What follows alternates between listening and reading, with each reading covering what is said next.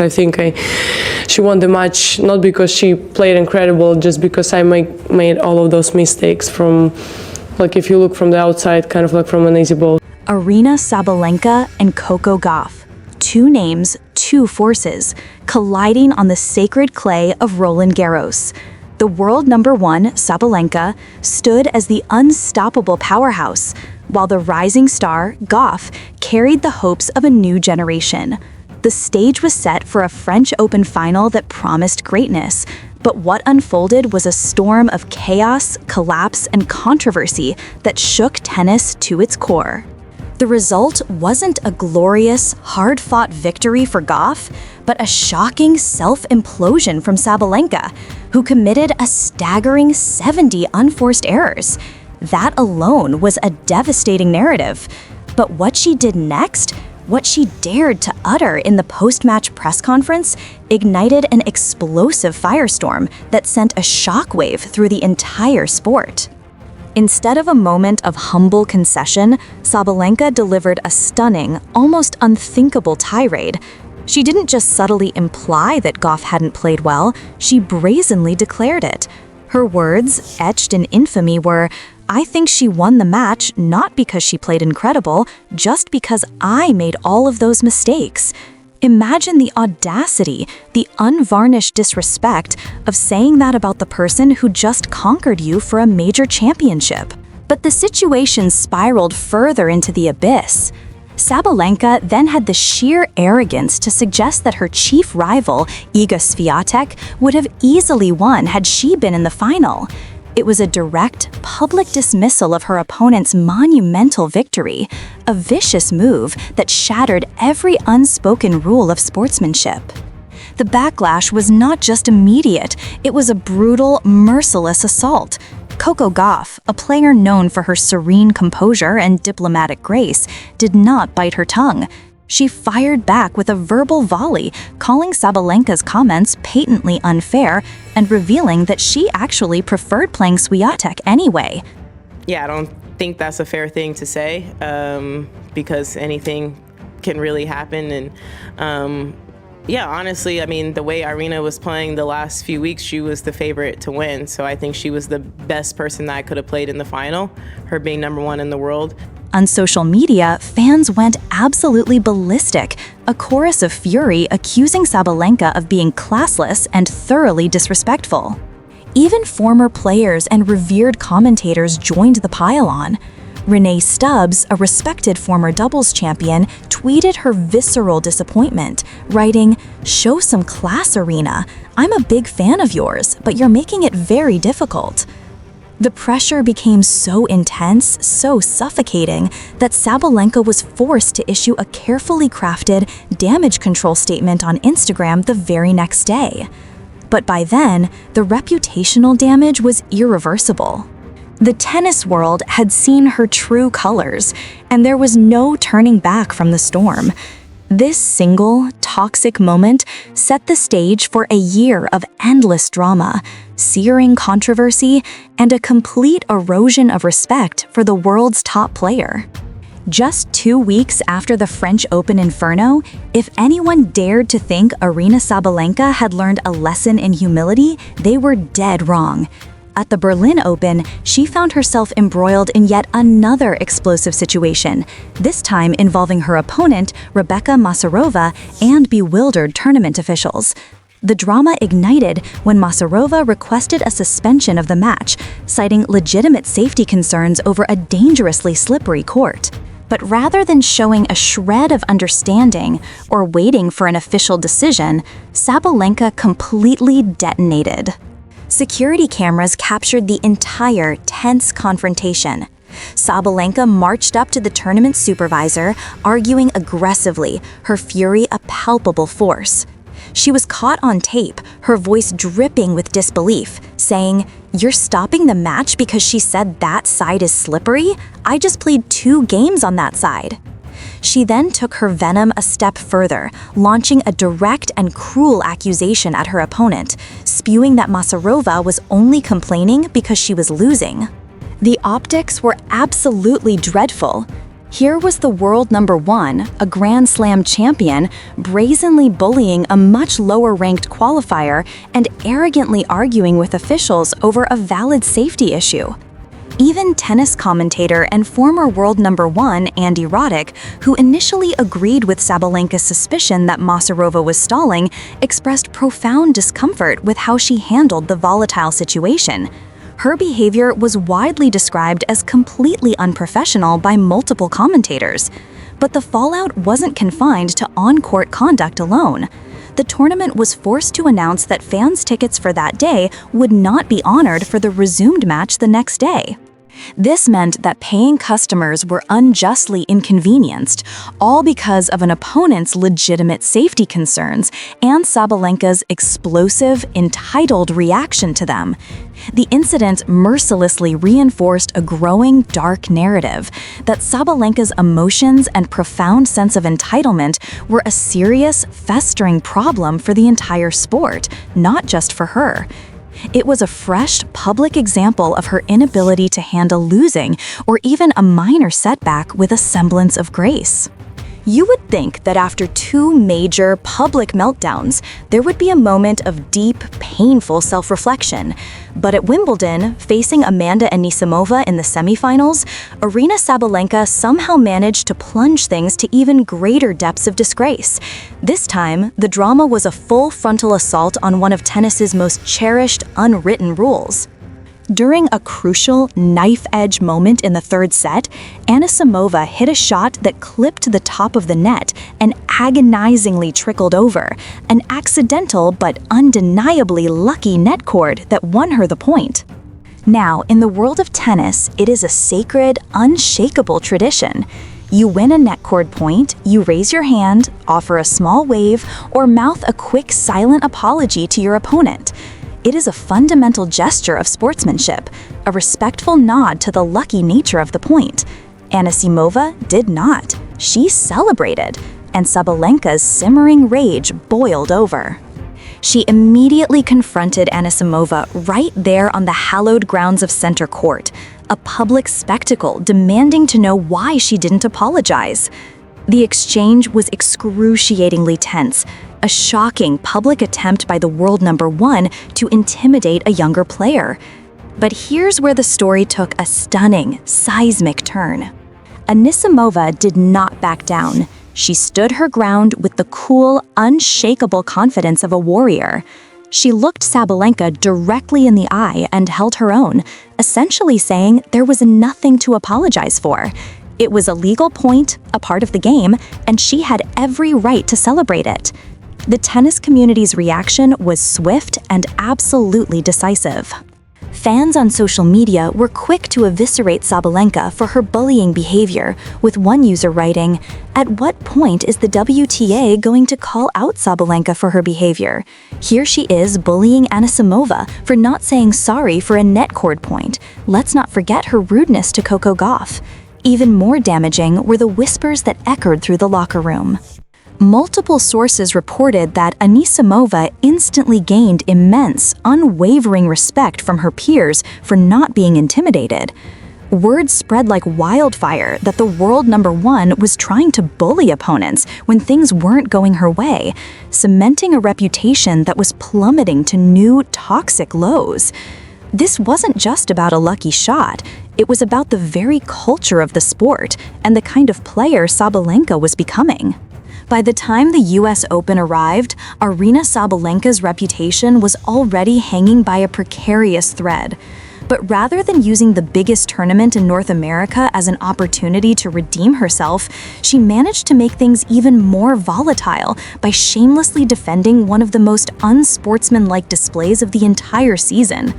The incident involved Jelena Ostapenko, who had a complete and ugly meltdown during her crushing loss to American Taylor Townsend. During a tense post-match handshake, Ostapenko publicly accused Townsend of being classless and having no education. It was a shocking, ugly display that alienated nearly every corner of the tennis community. Most players and commentators immediately distanced themselves from Ostapenko's indefensible behavior, condemning her actions, but not Sabalenka. When asked about the incident, she did the exact opposite. She defended Ostapenko, suggesting her vicious outburst was a result of some things in life to face and some struggles. Sabalenka even went so far as to claim she was just trying to help her to settle down. Her comments were met with an immediate, harsh, and collective gasp from her peers. Many saw her words not as empathy, but as a direct justification of poor sportsmanship, a chilling sign that she identified with Ostapenko's behavior. The victim of the abuse, Taylor Townsend, was reportedly disgusted that the world number one would publicly defend such a display. Commentators like John Wertheim made the connection even clearer, writing that Sabalenka's defense of the indefensible told you everything you needed to know about her mindset. The pattern of behavior had become impossible to ignore. A player who couldn't handle losing, who felt entitled to say whatever she wanted, and who made weak excuses instead of taking responsibility. This final incident at the US Open was the last damning piece of a puzzle that revealed a deeply troubling trend, one that showed the world number one's complete disconnect from the core, noble values of the sport. What was once celebrated as competitive fire and raw, authentic emotion from Aryna Sabalenka has now been reevaluated and universally condemned. Tennis insiders finally began to recognize that these incidents weren't just isolated moments of frustration. They were part of a deeply ingrained, troubling pattern that had been building all year long. The disconnect between her ranking as world number one and her rapidly declining reputation was becoming a chasm. The criticism wasn't just coming from the faceless masses on social media or casual fans. It was coming from the highest echelons of the sport. Martina Navratilova, a former world number one who rarely speaks publicly to criticize active players, made a notable and powerful exception. In a searing interview, she pointedly said that while Sabalenka had all the talent in the world, her attitude was becoming a real problem for her opponents, for officials, and for the sport itself. Even current players, while being careful with their words in public, began to make their feelings known with thinly veiled statements. Iga Swiatek, when asked about Sabalenka's poisonous French Open comments, responded with a perfectly diplomatic but fiercely powerful statement. She said that all players needed to be careful about how they talk about their opponents after matches, because tennis is hard enough without having to deal with negative comments. But behind the closed doors of the locker room, the conversations were far more direct and unsparing. According to anonymous sources, one top 10 player bluntly stated, "Aryna thinks being number one gives her the right to say whatever she wants, but respect isn't about rankings, and right now she has very little respect from other players." This growing chorus of disapproval signaled a fundamental tectonic change in the air. Sabalenka's reign at the top wasn't just about her game anymore. It was about her character, and the consensus was that it was falling far short of what was expected of a true champion. For many years, the women's locker room has been known for its intense rivalries, but also for a certain level of professional, grudging respect. Now, according to multiple sources, that delicate dynamic has been completely upended. Aryna Sabalenka's behavior has created a significant, festering rift, dividing players into two distinct camps: those who believe her actions are just part of a competitive mindset, and those who feel she has crossed a dangerous, unforgivable line into unsportsmanlike conduct. The divide is so pronounced that younger players, in particular, are reportedly taking measures to actively avoid her. The Anisimova effect that took place at Wimbledon was a major, transformative turning point. Amanda Anisimova's defiant, unbreakable stance, refusing to be intimidated or apologize for a lucky shot, became a rallying cry, a symbol of resistance. It showed other players that you could stand up to Sabalenka's bullying tactics and not only survive, but thrive. After her career-defining win, Anisimova was seen as a hero to many of the younger generation who had previously felt intimidated by the world number one's aggressive behavior. Her post-match press conference was a masterclass in confidence and maturity, a stark, breathtaking contrast to Sabalenka's public meltdowns.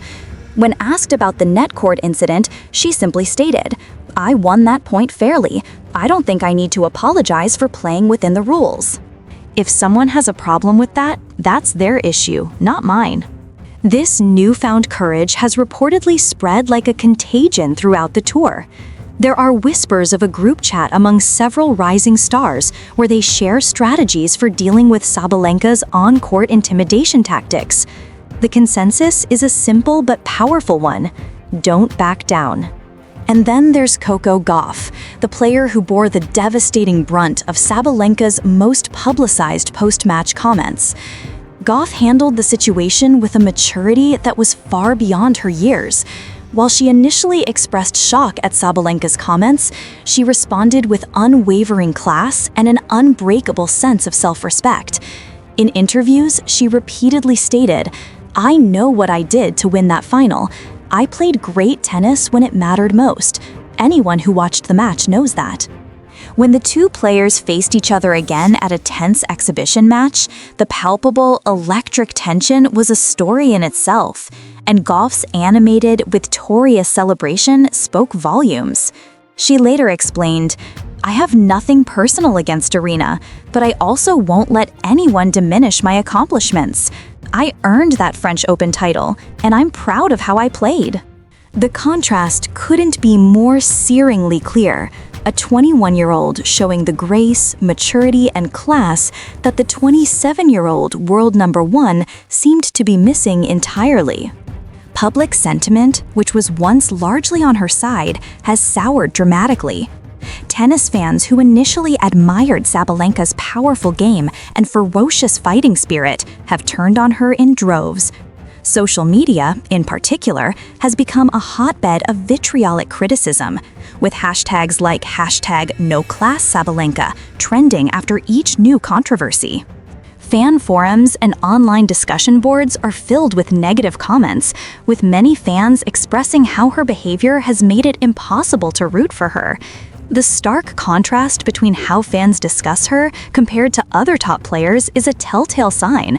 While conversations about players like Iga Swiatek or Carlos Alcaraz focus on their brilliant game, discussions about Sabalenka are almost always centered on her latest off-court controversy rather than her on-court achievements. The media, initially sympathetic to the immense pressure she faces, has also turned a critical, unsparing eye. Major tennis publications now regularly feature articles questioning her sportsmanship and volatile attitude.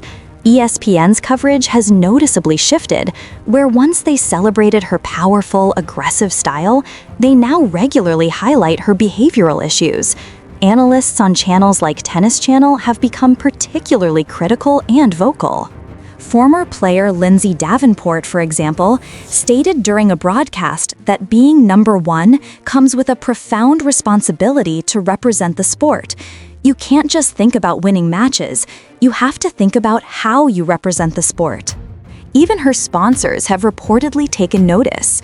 While Nike continues to support her publicly, there are whispers from industry sources that private, urgent conversations have been held about her public image and toxic behavior. The negative media attention reached a fever pitch during an appearance on the Today Show. She was on a morning show with Carlos Alcaraz, the newly crowned US Open men's champion, but managed to have yet another embarrassing, career-damaging moment. She accidentally called Alcaraz by another player's name, Jannik Sinner, and seemed more focused on him than on the man sitting right next to her. The cringeworthy clip went viral, an indelible moment that reinforced the public narrative that Sabalenka was out of touch and inconsiderate, a player so wrapped up in herself that she disrespected the man who was literally celebrating a monumental victory next to her. This constant, relentless stream of negative press has forged a reputation she may find almost impossible to escape, a final, chilling note on her year of infamy.